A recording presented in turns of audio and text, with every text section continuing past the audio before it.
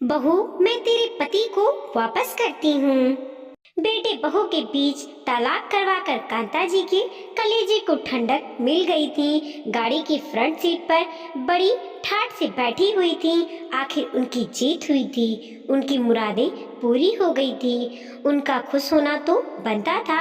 अरे अंजू, अपने भाई अनिल को जल्दी गाड़ी में बैठने को कहो।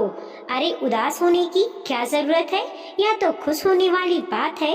ऐसी झगड़ालू पत्नी से पीछा छूटा। यूं टुकुर टुकुर अपनी पत्नी और बेटी को जाते हुए क्या देख रहा है। अरे उस चेतना को तो रत्ती भर दुख नहीं हुआ होगा इस रिश्ते के टूटने पर यह हमारा बेटा देवदास बना खड़ा है। बैठाओ जल्दी से उसी गाड़ी में, कांता जी ने जोर से कहा। अनिल माँ की आज्ञा का पालन करते हुए चुपचाप गाड़ी में बैठ गया। चेतना भी अपनी बेटी का हाथ थामे अपने रास्ते आगे बढ़ गई। उन्हें जाता देख अनिल मुस्कुराया। हम उस घड़ी को कोस रहे हैं जब वह चेतना बहू बनकर हमारे घर आई थी। जीना हराम कर रखा था, हमारा जिंदगी बर्बाद कर दी हमारे बेटे की। पर कोई बात नहीं, अब सब ठीक है। दोनों के डिवोर्स पेपर पर दस्तखत से इस रिश्ते का विराम हो ही गया। बेटा तू उदास ना हो, जल्द तेरा दूसरा ब्याह कर देंगे, कांता जी ने अनिल से कहा। अरे जमुना, आज देसी घी से हलवा बनाओ, खाने का बहुत मन कर रहा है, कांता जी ने घर पहुंचते ही खाना बनाने वाली जमुना से बोली। माँ, मैं अपने कमरे में हूँ, थोड़ा आराम करना चाहता हूँ, कुछ काम हो तो बुला लेना, अनिल ने कांता जी से कहा। इधर कांता जी उनकी बेटी दामाद देसी घी से बने हलवे का स्वाद ले रहे थे और उधर अनिल अपनी पत्नी और बेटी की तस्वीर अपनी आंखों में कैद किए बैठा था और सारी अतीत उसकी आंखों के सामने था। अरे कांता, अपने अनिल के लिए मेरी ननद की बेटी का रिश्ता आया है। अच्छी पढ़ी लिखी सुंदर गुणों वाली है। कांता जी की बहन सुरेखा ने अनिल के लिए रिश्ता सुझाया। नहीं, वहाँ रिश्ता नहीं करना मुझे अनिल का। बड़ी तेज है तेरी ननद की बेटी, गिटिर पिटिर अंग्रेजी में बात करती है, हॉस्टल में रहकर पली बड़ी है। मुझे तो पूरी तरह से घरेलू लड़की ही चाहिए मेरे अनिल के लिए। देखने में साधारण शक्ल सूरत की, गरीब घर की भी चलेगी लड़की, ताकि पूरी तरह से कंट्रोल में रहे, जिस तरह मेरा बेटा मेरे कंट्रोल में है। नहीं तो आजकल के लड़के तो पत्नी के आने पर माँ बाप को पूछते तक नहीं, कांता जी ने अपनी बहन से कहा। अच्छा, तो तुझे बहू नहीं, छोटे से बंधी गाय चाहिए जो अपनी जुबान तक ना खोले, सुरेखा ने कहा। तो फिर मेरी नजर में एक लड़की है, अपनी ही बिरादरी की है, साधारण परिवार से है, पिता ऑफिस में क्लर्क हैं, 4 बहनें हैं। बड़ी बेटी चेतना ने अभी अभी कॉलेज पूरा किया है, अच्छे स्वभाव की है, तुम जैसा चाहती हो वैसे ही है, सुरेखा ने कहा। अच्छा तो ठीक है, बात आगे बढ़ाओ, लड़की वाले से कह देना हम अगले हफ्ते लड़की देखने आ रहे हैं। कांता जी अपनी बहन से अपने इकलौते बेटे अनिल की शादी की चर्चा फोन पर कर रही थी। कांता जी के एक बेटा और एक बेटी हैं। बेटी अंजू की शादी 5 साल पहले उसी शहर में हो चुकी है। अनिल एक प्राइवेट कंपनी में अच्छी जॉब पर है। कांता जी के पति बहुत ही कम उम्र में स्वर्ग सुधार गए थे, तब अनिल और अंजू बहुत ही छोटे थे। अपने ससुराल वालों के ताने सुनते सुनते मेहनत मजदूरी करते हुए कांता जी ने अपने बच्चों की परवरिश की, उन्हें बहुत प्यार और सुविधा दी, समाज में उठने बैठने लायक बनाया। अनिल माँ के संघर्षों को भली बात समझता था। अब वह चाहता था कि उसकी माँ को किसी भी प्रकार का कोई कष्ट ना हो। वह अपनी माँ की हर बात मानता था, अपनी तनख्वाह की एक एक पाई अपनी माँ के हाथ में रख देता था। उसे ऐसा करके संतुष्टि मिलती थी। कांता जी अपने बेटे अनिल के लिए आए कई रिश्तों को सिर्फ इसलिए ठुकरा देती थी कि लड़की ज्यादा पढ़ी लिखी और मॉडर्न ख्याल की सुंदर होती थी। कांता जी अपने बेटे की शादी सामाजिक दबाव और वंश को आगे बढ़ाने के लिए करना तो चाहती थी, मगर उन्हें अपने बेटे को किसी और का होता देख घबराहट भी होती थी। कांता जी अनिल के साथ चेतना को देखने जाती हैं। सीधी सादी साधारण रंग रूप की चेतना उन्हें अपने बेटे के लिए योग्य लगी। पत्नी के मुंह में न फंस के रह जाए, इसीलिए कांता जी ने हर लिहाज से साधारण चेतना को अपने घर की बहू बनाना उचित समझा। अनिल को अपनी पसंद रखने का मौका ही नहीं दिया, ना एक दूसरे को जानने का मौका दिया। चेतना और अनिल की बिना किसी विघ्न के शादी हो जाती है। पहली बार अकेले में अनिल ने चेतना से कह दिया था कि मेरी माँ ही मेरे लिए सब कुछ है, तुम्हारी जगह हमेशा दूसरी ही रहेगी। चेतना ने भी अनिल के अपनी माँ के प्रति प्रेम और समर्पण को स्वीकार कर लिया था, लेकिन वह चाहती थी कि उसका पति एक अच्छे बेटे के साथ साथ अच्छा पति भी बन जाए। शुरुआत से ही कांता जी ने चेतना की लगाम अपने हाथ में ले रखी थी। बहू को सताने का एक भी मौका नहीं छोड़ती थी। ससुराल में जख्मों का सिलसिला खत्म होने का नाम ही नहीं लेता, पर मरहम लगाने वाला कोई नहीं था। सिर्फ 3 लोगों का परिवार था घर पर, लेकिन एक पल को भी चैन की सांस नहीं ले पाती थी चेतना को। 2 दिन के लिए भी पति पत्नी बाहर घूमने नहीं जाने दिया कांता जी ने। यह कैसी चाय बनाई है, सुबह सुबह सारा मूड खराब कर दिया। ऐसा बोलते हुए कांता जी ने चाय का कप पटक कर तोड़ दिया। चेतना की आंखों में आंसू छलक आए। अरे, किसी दिन चाय खराब भी बन सकती है, चाय दोबारा बनाई भी जा सकती है, मगर कांता जी छोटी छोटी गलतियों पर ऐसी प्रतिक्रिया देती मानो चेतना घर की बहू ना होकर बंधुआ मजदूर हो। घर में खाना कांता जी की पसंद का ही बनता। चेतना को छोला भटूरे खाने का बहुत पसंद था। मायके में हर रविवार को छोले भटूरे या उसकी पसंद की इडली सांभर बन ही जाता था, पर ससुराल में जैसे ही उसने शनिवार की रात छोले बनाने काबुली चने भिगोए तो सास चिल्लाते हुए बोली, जरा सी भी समझ नहीं है तुझे, बिना हमारी इजाजत के चना कैसे भिगो दिया तूने? हम यह सब नहीं खाते, नाश्ते में तो हमें रोटी पराठा दही के साथ चाहिए होता है। अब तक नहीं समझी तुम? माँ जी, आपके लिए रोटी पराठा भी बना दूंगी, पर मैं अपनी पसंद का खाना भी तो बना सकती हूँ। चेतना ने हिम्मत करते हुए कहा। यह क्या तुम माँ से बहस कर रही हो? कर दिया ना माँ को नाराज, अब माफी मांगो उनसे जाकर। पति अनिल ने चेतना से गुस्से से कहा। माफी? किस बात की माफी? छोले भटूरे भी तो खाना है, रोटी पराठा भी बना दूंगी, पर माफी किस बात की? चेतना ने कहा। लेकिन सास ने माफी मंगवा कर ही दम लिया। बहू, इस घर में रहना है तो गाले की आवाज जितनी धीमी रखोगी उतना ही तुम्हारे लिए अच्छा रहेगा, कांता जी ने चेतावनी दी। कांता जी को बहू के मायके वालों का आना भी जरा भी पसंद नहीं था। बहू को सारा दिन कामों में ही उलझाए रखती। अनिल चाहकर भी अपनी पत्नी को माँ की इजाजत के बगैर कहीं बाहर नहीं ले जा सकता था। शादी के 2 सालों में भी चेतना कहीं भी पति के साथ अकेले नहीं जा पाई थी। चेतना को मोबाइल तक रखने की इजाजत नहीं थी। जरूरत पड़ने पर पति के मोबाइल या घर के लैंडलाइन पर फोन का इस्तेमाल करती थी। घर से बाहर इधर उधर किसी के घर जाने की इजाजत नहीं थी। चेतना खाना बना रही थी, लैंडलाइन पर फोन आता है। हेलो, कांता जी ने फोन उठाते हुए कहा। नमस्कार समधन जी।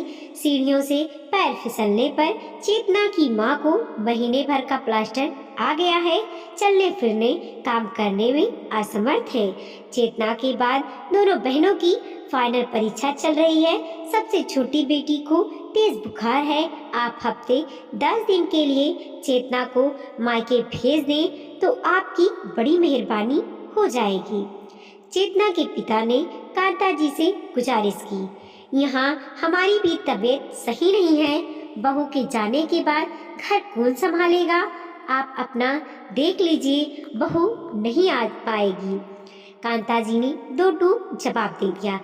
चेतना के पिता ने अपने दामाद अनिल को फोन लगाकर अपनी समस्या बताई। अनिल ने कहा, मुझे कोई समस्या नहीं है, चेतना के जाने पर बस माँ इजाजत दे दे। चेतना को जब इस बारे में पता लगा तो उसने किसी की मंजूरी की प्रतीक्षा किए बगैर अपना बैग पैक किया और कांता जी से कहा, माँ जी, मैं अपने मायके जा रही हूँ, इस वक्त मेरे मायके में मेरी ज़रूरत है। वैसे भी अनिल जी तो यहाँ आपके पास है ही, और ननद अंजू दीदी भी हर शनिवार रविवार तो यहीं रहती हैं। 2-4 दिन और ज़्यादा रुक जाएंगी आपके पास। मेरे मायके में स्थिति संभालते हुए मैं वापस आ जाऊंगी, चेतना ने आत्मविश्वास के साथ कहा। अपने पति को सूचना दी और मायके चली गई। कांता जी बौखला गई। उन्हें उम्मीद नहीं थी कि चेतना ऐसा बोल्ड स्टेप लेगी। चेतना के जाते ही कांता जी ने अनिल को उसके खिलाफ बहुत भड़काया। देख क्या इज्जत रह गई तेरी माँ की। तेरी पत्नी को अपनी माँ की परवाह है, बड़ी ढील दे रखी है तूने अपनी पत्नी को। नहीं तो उसकी हिम्मत न होती मेरी इजाजत के बगैर घर से बाहर कदम रखने की। कांता जी ने बेटे को भड़काया। माँ बेटे में से किसी ने भी चेतना को फोन लगाकर उसकी माँ की तबीयत के बारे में नहीं पूछा। करीब 15 दिन बाद मायके में स्थिति सामान्य होने पर चेतना ससुराल लौट आती है, लेकिन कांता जी ने उसे खरी खोटी सुनाते हुए उसे घर के अंदर तक आना नहीं दिया। चेतना ने उम्मीद की नजरों से पति को देखा। तुमने माँ के खिलाफ जाकर सही नहीं किया, इतना कहकर अनिल अपने कमरे में चला गया। चेतना को कांता जी से ज्यादा अपने पति पर गुस्सा आया। वह आंखों में आंसू लिए वापस अपने मायके चली गई। मायके में चेतना की तबीयत बिगड़ने लगी। डॉक्टर को दिखाने पर पता लगा चेतना माँ बनने वाली है। माँ बनना हर सुहागन स्त्री का सौभाग्य माना जाता है, लेकिन चेतना को समझ नहीं आ रहा था कि वह खुशी मनाए या दुख। चेतना ने फोन पर अनिल को उसकी मां बनने की सूचना दी। अनिल इस खबर से बहुत खुश होता है। वह अपनी पत्नी को जल्द से जल्द वापस लाना चाहता था। माँ आप दादी बनने वाली है, चेतना माँ बनने वाली है, मैं उसे लेने जा रहा हूँ, अनिल ने कहा। कांता जी नहीं चाहती थी कि चेतना इस घर में दोबारा आए, क्योंकि उन्हें तो सीधी सादी बेजुबान बहू चाहिए थी अपने बेटे के लिए। लेकिन चेतना तो गलत बात का विरोध करना भी जानती थी। बस यही बात कांता जी को पसंद नहीं थी। तू इतनी जल्दी कैसे भूल गया अपनी माँ के अपमान को? उस लड़की ने मेरी बात का जरा भी मान नहीं रखा। अपनी मनमर्जी चलाई, महारानी बनकर घूमती है पूरे घर में, जुबान चलाती है सामने। तुझे तेरी माँ और पत्नी में से किसी और को चुनना होगा। कांता जी ने अनिल के सामने कठिन चुनाव रख दिया। अनिल ने अपनी पत्नी की तरफ बढ़ाते कदम पीछे खींच लिए। समय बीतता गया। चेतना जान चुकी थी कि उसका पति सिर्फ अपनी माँ का बेटा बनकर ही रह गया है, उसका पति नहीं बन पाया। इसीलिए चेतना ने अपने पति से उम्मीद रखना छोड़ दिया था। नियत समय पर चेतना ने एक प्यारी सी बेटी को जन्म दिया। इसकी सूचना उसके ससुराल में कर दी गई थी। तब भी किसी भी प्रकार की प्रतिक्रिया चेतना के ससुराल से नहीं आई। इधर कांता जी अनिल के लिए फिर नया रिश्ता ढूंढने लगी। इस बात की जानकारी लगते ही चेतना ने अनिल को तलाक का नोटिस भेज दिया, क्योंकि वह खुद भी जीवन में आगे बढ़ना चाहती थी। अनिल और चेतना का तलाक हो जाता है। बहू के जाते ही कांता जी ने अपने बेटे की तनख्वाह से मोटी रकम देकर एक घरेलू सहायिका रख ली। अनिल वर्तमान में लौटता है। अनिल का रिश्ता टूटने से आहत था। धीरे धीरे उसने अपने आप को काम में पूरी तरह से डुबो लिया। जितनी जल्दी हो सके काम पर चला जाता, देर रात ओवर टाइम कर घर वापस आता। वह बस पैसे कमाने की मशीन बन चुका था। अपने गम को भुलाने के लिए शराब का सहारा लेने लगा। बेटा अब तेरा तलाक हो चुका है, भूल जा उसे और जीवन में आगे बढ़ो। अभी भी तेरे लिए एक से बढ़कर एक रिश्ते आ रहे हैं। कांता जी ने अनिल की दशा देखकर कहा, नहीं माँ, मैं किसी का पति बनने लायक नहीं हूँ, मुझे बस बेटा ही रहने दो। अनिल बोला। इस बार उसकी बात में बहुत दर्द था। अनिल इस तरह नशे का आदी हो चुका था कि उसकी तबीयत बिगड़ने लगी। उसका लीवर डैमेज हो चुका था। अगर आपने शराब पीना बंद नहीं किया तो आपकी जान को खतरा है, डॉक्टर ने अनिल से कहा। अनिल की ज्यादा तबीयत खराब होने पर उसे अस्पताल में भर्ती किया गया। एक सुबह अनिल एक कोमल स्पर्श अपने गाल पर अनुभव करता है। वह आंखें खोलता है। सामने उसकी 3 साल की बेटी माही उसके दिल के पास वाली जगह पर बैठी थी और उसके गाल को सहला रही थी। उसकी पत्नी चेतना उसके पैरों के पास बैठी थी। अपने परिवार को पास देख अनिल हतप्रभा रह गया। उसके आश्चर्य की सीमा न रही। बेटा, अब तू ठीक हो जा। देख, मैंने तेरे परिवार वापस कर दिया, जो मैंने अपनी जिद के चलते तुझसे छीन लिया था। मैं अपनी आंखों के सामने तुझे बर्बाद होता नहीं देख सकती। मुझे माफ कर दो। और चेतना बहू, मैं भी माफी मांगने के लायक तो नहीं हूँ, लेकिन हो सके तो मुझे माफ कर देना। अपने बेटे पर अपना हक खो दूंगी, यह सोचकर मैं उसे हमेशा अपने काबू में रखती थी, पर आज एहसास हुआ मेरी हरकतों की वजह से वह मेरे पास तो था पर दिल से दूर हो चुका था। मैं तुम्हें तुम्हारा पति वापस करती हूँ। मुझे माफ करना बहू। चेतना ने कांता जी को माफ कर दिया। अनिल और अपनी बेटी के साथ अपने रिश्ते को दूसरा मौका देने का फैसला किया। अपने परिवार को पाकर जल्द ही अनिल ठीक हो जाता है। फिर से एक बार अनिल और चेतना विवाह बंधन में बंध जाते हैं। संतुलन बिठाना न आए तो कई बार पति पत्नी के रिश्ते में दरार पड़ जाती है। पति का कर्तव्य होता है पत्नी का भी साथ देना।